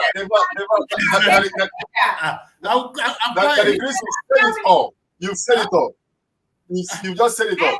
Where I'm coming from, the native name is called Princess. Hold the top, Princess. Now, where I'm going from the south is called Ogwego. Okay. Now, when I decided to think critically, Ogwego means money. Ogu is of course drug. Then ego is money. It means drug money. So it means from the olden days when they used to say there was Ogwego, these were actually the guys that were moving drugs to Europe, and they came back with stupendous amount of money, and then they convinced that they did money ritual to make money. For me, I don't believe that there's anything ever like money ritual. Is a hoax to cover up human body parts trafficking. If you go on the darknet to browse, you see that as little as a human eye costs almost $80,000. That's about 80 million naira. I am not a medical doctor. I am not a medical doctor, Ken. But can someone actually harvest a human body and leave it for a while, and the thing will still have to function after some time? I can tell you this guy will never from that. For what I think I know, there is a time limit for bodies to expire.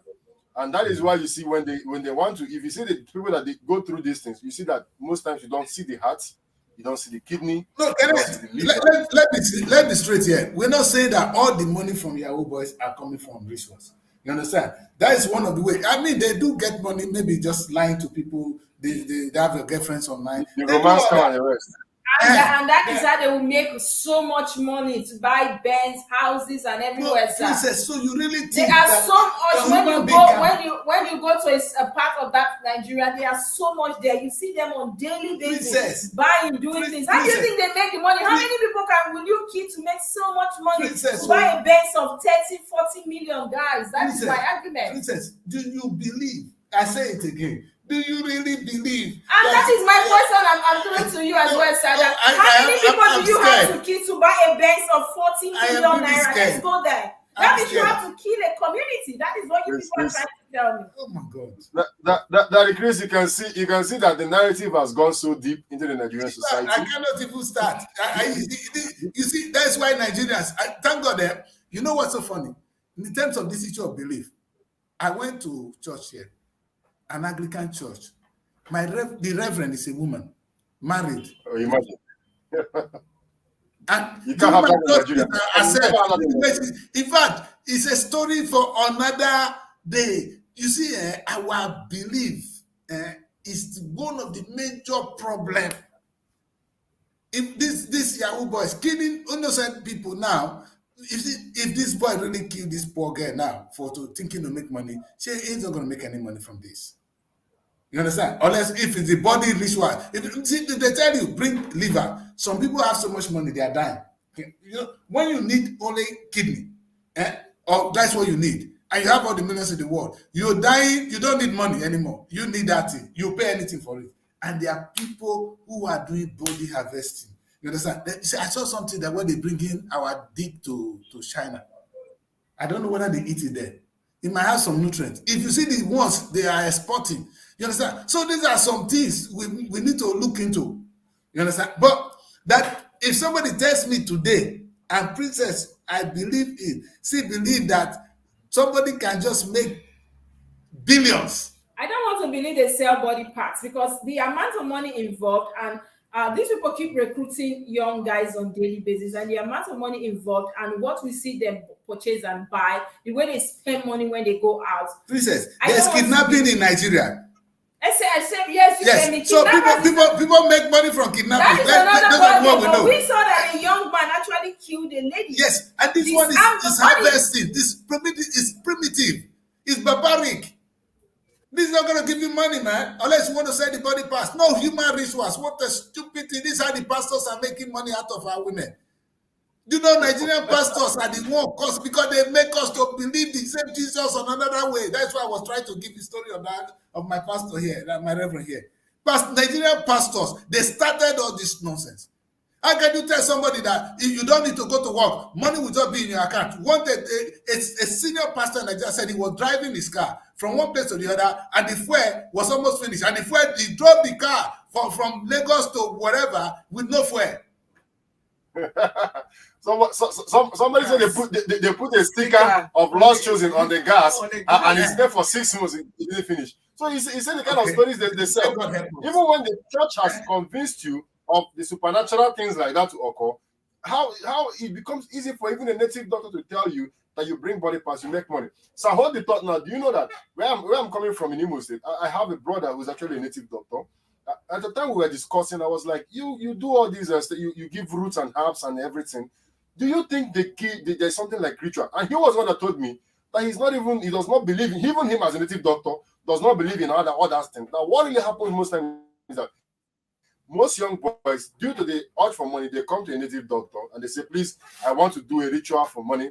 The native doctor now seeing that this guy is naive. You know what they do? They tell you, okay, bring 700,000 naira. I'm going to do this ritual for you. When the guy brings all the money, the native doctor now looks for an impossible mission to send the young man on, so the young man will give up. You tell him, go and bring the heart of a virgin.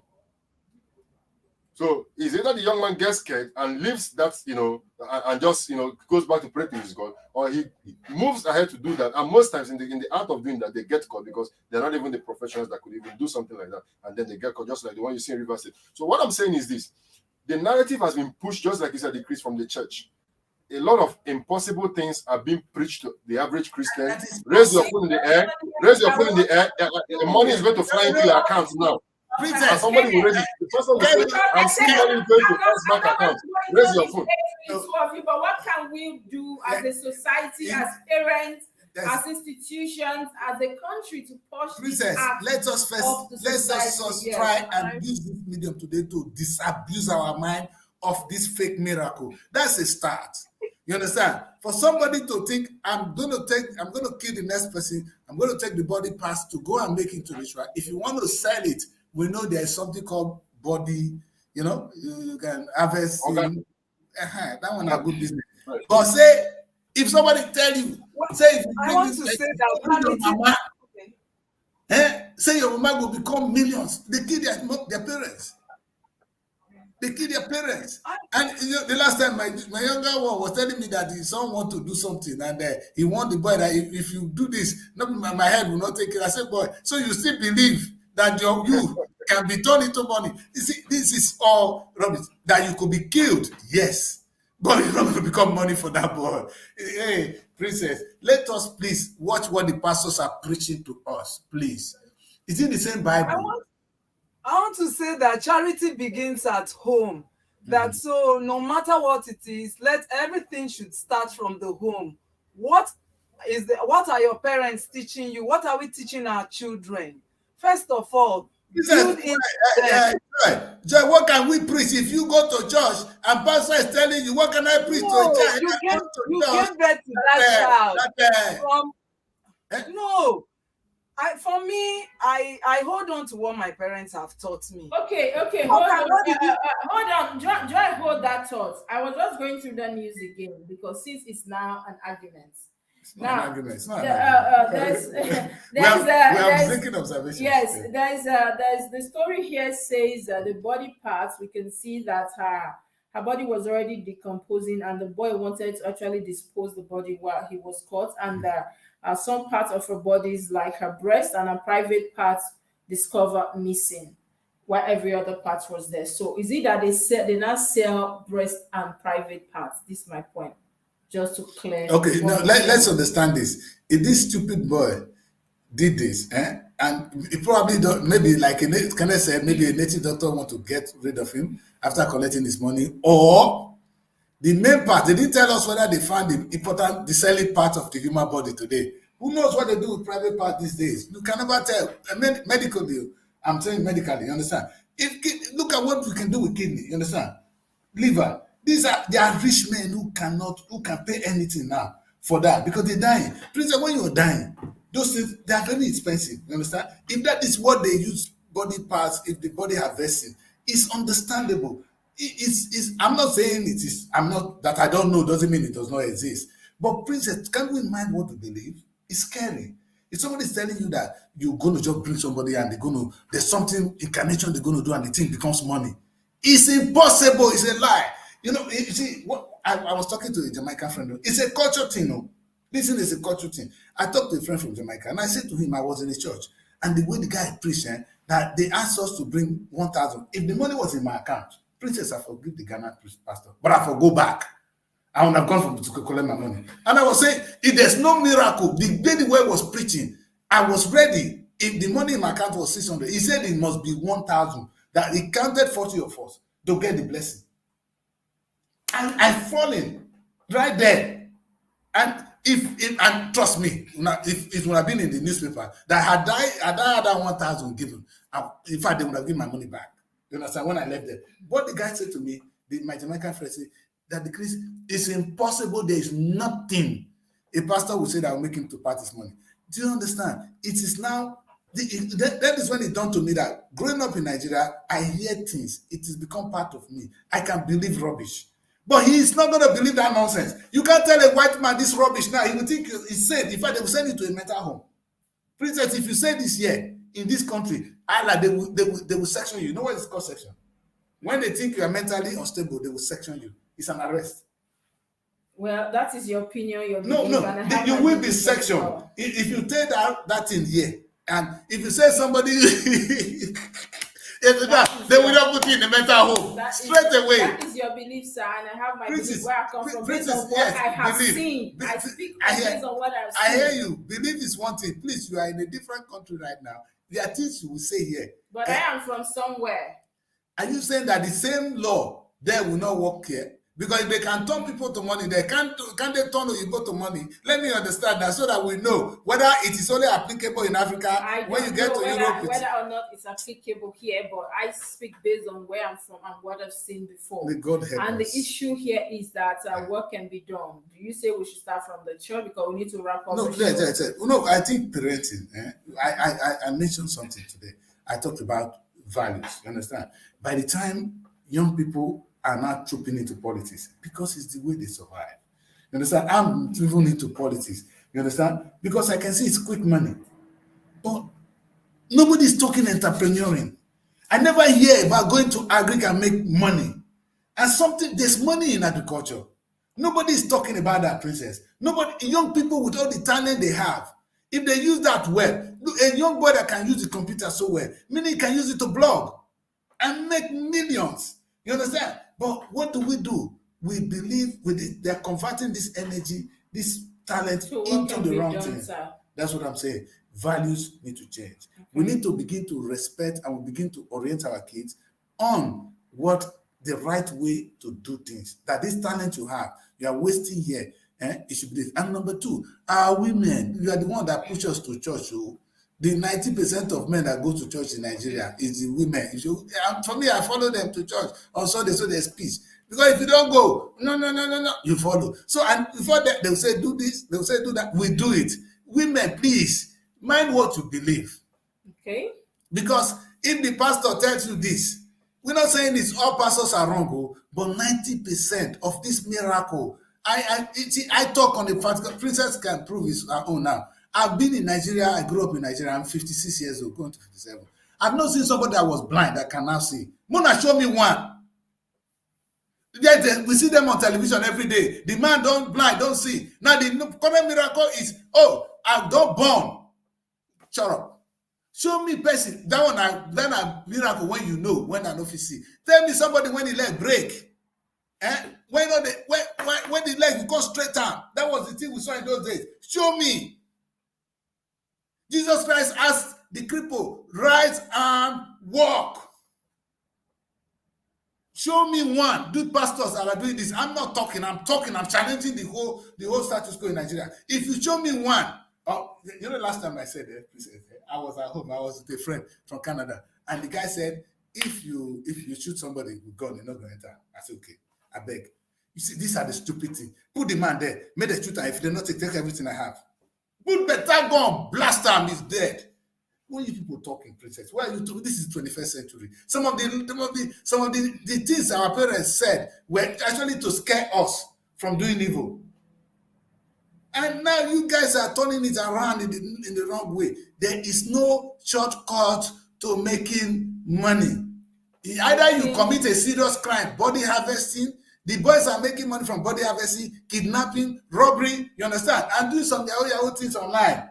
Of course, we know of how the white people used to collect our money. They used to collect money back from them. Those are all working. But there's one body rituals. That one is even beyond the white man. Okay, I think the take home today should be there is no shortcut to making money. So whatever you have to do as a young person, as a young Nigeria, know well that there is no shortcut to success. You will have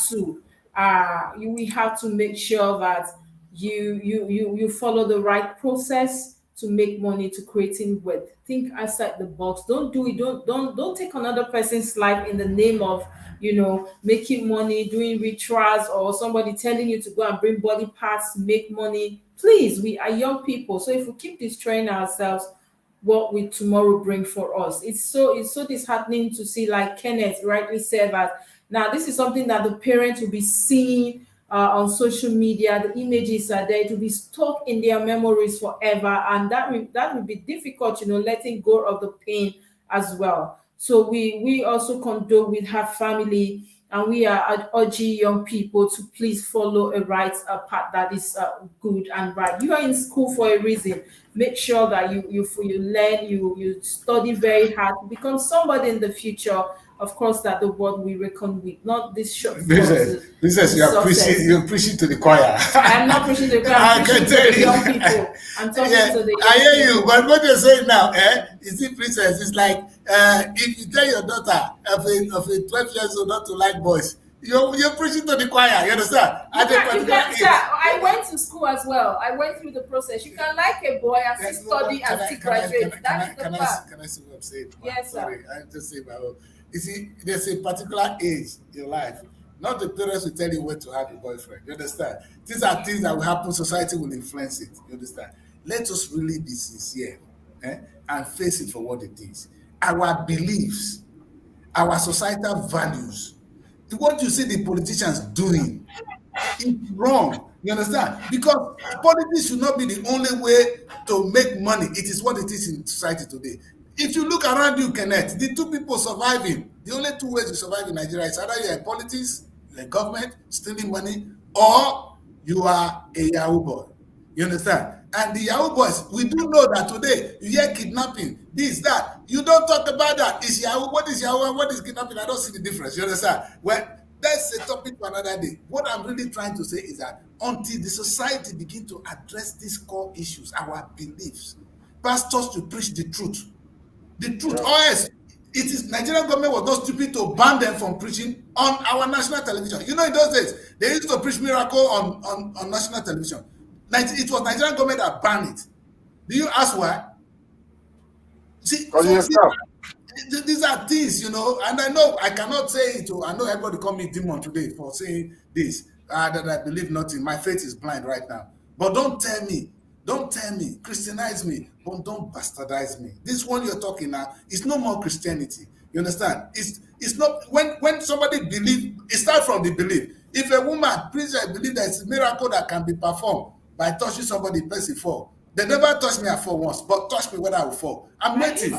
No, I'm just I actually follow my uncle to the church, and the pastor was trying to push me because I went with my girlfriend with my uncle, and everybody was falling, and I refused to fall. You refused to fall. Okay, good. I'm happy. You understand? And everybody will be falling. Open and stop.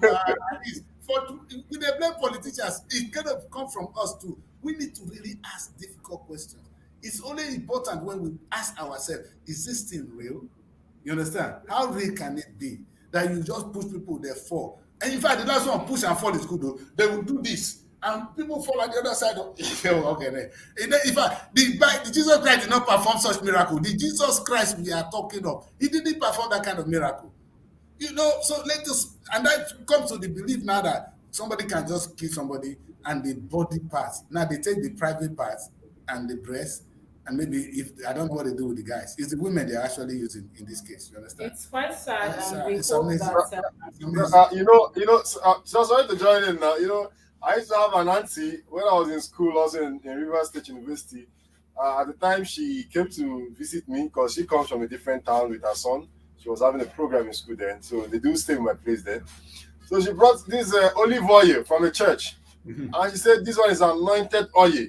That if I should be rubbing it to chase away evil spirits and everything. And I said, okay, no problem. Early in the morning, I use the olive oil to fry egg. I was using it to have breakfast. It's the same thing as well, Kenneth. Let me correct you. It's the same thing as well. You eating it, you rubbing it is the same work. Hallelujah! Hallelujah! It's tasting so good. In fact, this one, Kenneth, when did you learn how to fry egg? The taste is so good. I said, that your olive oil, the original one, no. This woman got annoyed. She said, I'm wasting anointing, blah, blah, blah, blah. So the problem, like you said, Chris, it starts from the mindset. We still have Nollywood movies that still deceive ritual real, that still show that people make rituals and they make money. Yes. Don't have the movie board censoring people from watching all those junk that is being released to the average young man. And these things have a long way to play in the mindset. When you already believe that you could do this, if someone tells you to do it, you will think that there is a way to make money. And of course, the politicians, like you rightly say, sir, they've damaged the society as it is now. You have a young person just appointed a councillor, and all of a sudden he's driving a car, he has money. So the pressure comes on even on those that do not have the opportunity to become politicians. They also want to look for the fastest way to make money. Kidnapping, everything is now called Yahoo. But Yahoo that I used to know about, or that I've heard people talk about, is the one that Hush Puppy did. We had the wire money from people's account and everything. But now, everybody that is an armed robber in Nigeria is a Yahoo boy. Everybody that sells drugs is a Yahoo boy. Anybody that does anything that is illegal is a Yahoo boy. God bless you, Ken. Ken, just before we wrap up the show, what is Oyebwego in Igbo? Well, the only way forward is definitely to change the mindset. Is also to accept realities that truly things are hard in the country, and these have added pressure to the average Nigerian. And everybody definitely, when a man is hungry, a man will want to look for a way to feed himself, legally or illegally. So the government also has a long part to play in terms of making sure that things are better for the populace. Of course, I believe in the renewal agenda and the fact that a lot will change. Yeah, you could laugh, but it's the truth. Definitely, with the way economies are being planned right now in Nigeria, I think we could see that trend come down. But really, the parents are also, the family system has also failed the average young child in Nigeria, where a boy will be pressured so much for money by his family. In fact, if you come back home with so much money, nobody wants to ask you, how did you come about this money? So the home system, the family system should be revived. The spiritual leaders also have a mandate to preach constantly on their pulpits, not to tell people not to do ritual, but to tell people that ritual is fake. The only reason why they don't want to tell people that ritual is fake is because miracles that they do also are fake. So they are covering for their brothers over at the other side, in order to make sure they don't catch their own over this side. But they should be bold enough to tell the young persons ritual is fake. There is nothing like killing someone to get money. It has never ever been done. It does not work. It will not work. And if they can surround the corridor and say that, then we could see changes. Before we go, sorry, man. I know I can. Sometimes I cut in because you guys won't let me say my rubbish. There's something here. One important thing too is, let's look at Nigeria as a society. Anything that is making money, it grows. You understand? In numbers. Look at the number of churches today. All right? New churches. Last time I visited, every street you have 10 churches. On street 5. You understand? Certainly asked for churches this morning. You asked for the churches this morning. No, I'm not against them. But I'm saying, do you know why people do that? Because if you are a pastor here, thank God you go to Anglican church here. If I drop £1, they thank me. I dare not try that in Nigerian church, not in England. So if I then go to Nigerian church and I don't have enough money, in fact, I'm in trouble because it's a money-making business. Why I commend us for making Christianity, taking it and making it our own. We should not use it to rob one another. You see, this whole story we are going through now, the society has changed based on the things they bombard us with. We blame Nollywood. Let us blame what we get from these pastors, these churches, this belief. Because you see, you cannot change a man's belief. My belief is who I am. Princess believe you are who you are because of what you believe. And by the time you tell a Muslim some things rubbish, he'll kill you because you just abuse his religion. If you abuse a Christian in a particular way, they kill. You understand? These are things. Your belief is you. We must mind what we allow the people of the called man of God to preach. The same thing with the herbalists, because this herbalist that is telling people to go and do this now, we should fish them out. If at all, this boy, we don't need to even deal with this boy alone. It's civilized country will say, where did you get this? Where are you coming from with this? Exactly. We want to get that man. You will tell us what you're going to do with this, so we can get to the root and reveal it when you find out. You understand? Reveal it. But over the news, we've seen where herbalists, especially in the western part of the country, being arrested. Maybe somebody was seen with human head, human skull, and they tell you this Baba said I should bring it. And of course, we've seen over the years. Did you see money there? Whether I saw money. Where the whole billions is. I didn't see money, but I'm talking about the news now. Yes, I know. Where herbalists will go, police will go there and search. You will see they will go to the shrine, they will arrest the person. You will even see some are blind herbalists. They will tell you go and bring this, go and they arrest them and bring them. That's a good one. Bring them to the station, but and then they are. A blind herbalist, you see, I tell our problem. A blind man, an old man is gone. We tell you to go and bring a human being. And you go. Oh, God. Oh, sad. Very sad. We need to wrap up the show because we have other shows coming up. But I was asking something, Kenneth. In your language, I want to know this before I leave the show. What is Onyeguego? Onyeguego, like I rightly said, is in fact most people have misunderstood the word. Like I said, Onyeguego means No. What I said, the first one you called is not the one you just said now. You pronounce it. Onyeguego means someone that has partaken. Onyeguego means someone that has done Onyeguego. Okay, so but these days they say Onyeguego means a ritualist, in the layman or on the street slang as it is now. But for me, it is a misconception or a misconstruction of Igbo words. Onyeguego is drug money. So Onyeguego should be a drug money man. All right. But correctly, it means a ritualist.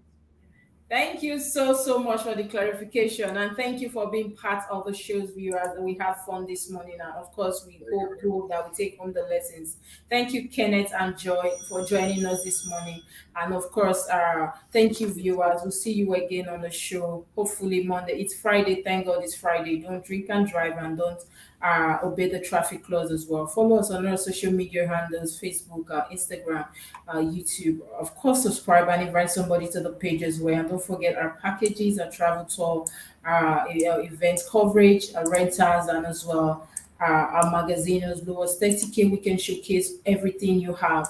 And so do well to follow us and subscribe to these services. We'll see you again, hopefully, on the show on Monday. Thank you to Daddy Chris for being on the show. I remain yours truly, Princess Cassie. Of course, our outlet is there for production as well. Just as minimum, and you just bring in your crew and you start shooting. How amazing is that? Do well to see that as well. We'll see you again next week. Bye for now.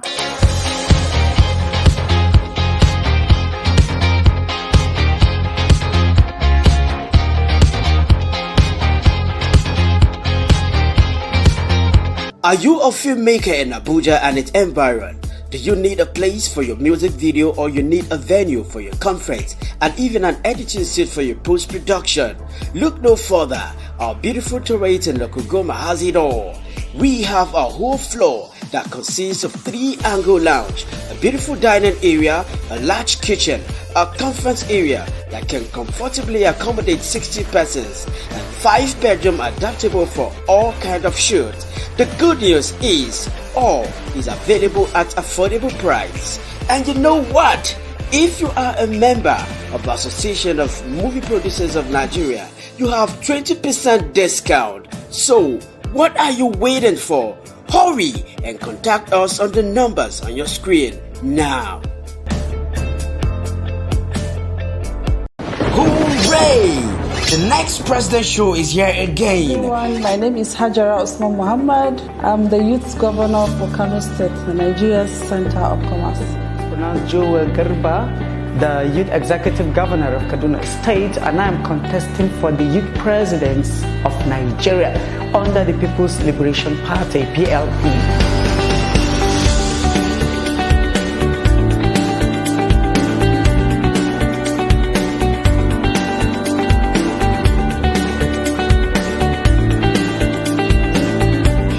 Aged between 18 and 30, smart, bold, and possess exceptional leadership skills. Do you have what it takes to be the next youth governor and future youth president?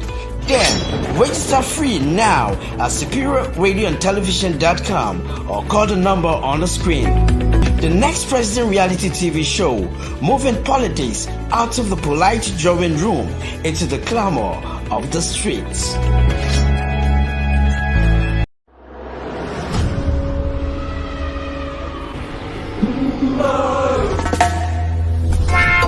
Yeah man, kill off, Cheteke Kira, Wanga Billy Ode, Yakema, Ghana. The kill off Gadara, Africa itachi gidamu. If we don't do now, if we don't do now, the kill off Gadara. Africa itachi gidamu. If we don't do now, if we don't do now. Every minute, every second, every hour. Munabatuni, I come from Africa. The capital K, the capital I, the capital L, A, F. Muzo Mutalla Harshan Africa. Shiro Miro Har Swahili. Hasaimu da Somali. Har ma da harshenan Ghana har da Yorubanci. Har ma da harshenan Chad har da na Barbarci. Morocco, Eritrea har da na Larabci. Mu zo mu tallafa wa harshenan Afrika. Shiro miro har Swahili. Hasaimu da Somali. Africa ita ce gidanmu. If you don't know